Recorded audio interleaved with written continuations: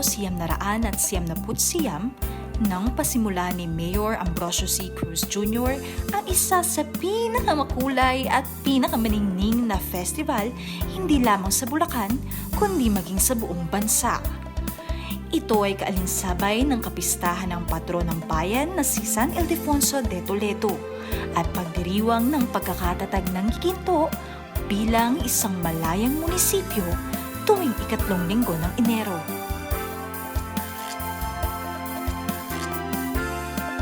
Pangunahing tampok sa kapistahang ito ang industriya ng paghahalaman upang maiangat ang kabuhayan ng mga Giginteño.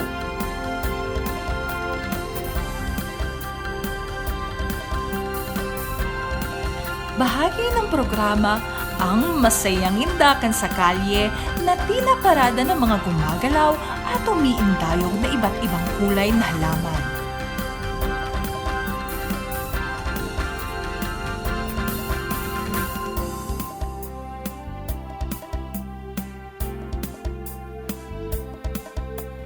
Ang sundaluhan na parada ng mga kababaihang pangkaraniwang sumasayaw sa prosesyon ng patron,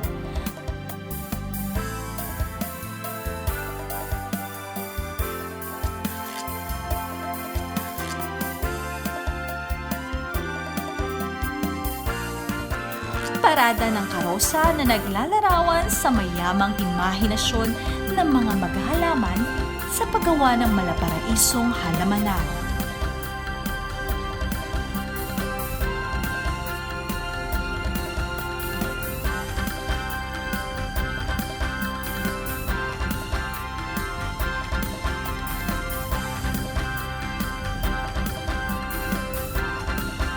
Yeba o maramihang pagsayaw gaya ng Zumba na ang kaibahan ay lumilin lang ito sa mga katutubong galaw at sayaw.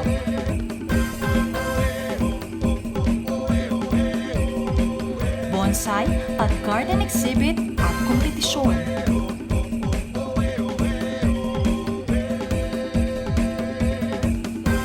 Bulaklak ng Halamanan Folk Dance Competition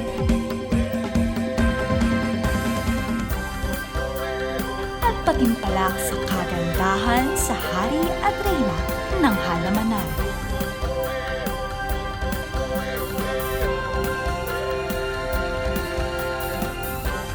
Dahil sa Halamanan Festival, ang Giginto ay dalawang sunod na taong itinanghal na natatanging pook sa pagpapaunlad ng turismo sa taunang gawad singkaban ng pamahalaang panlalawigan ng Bulacan.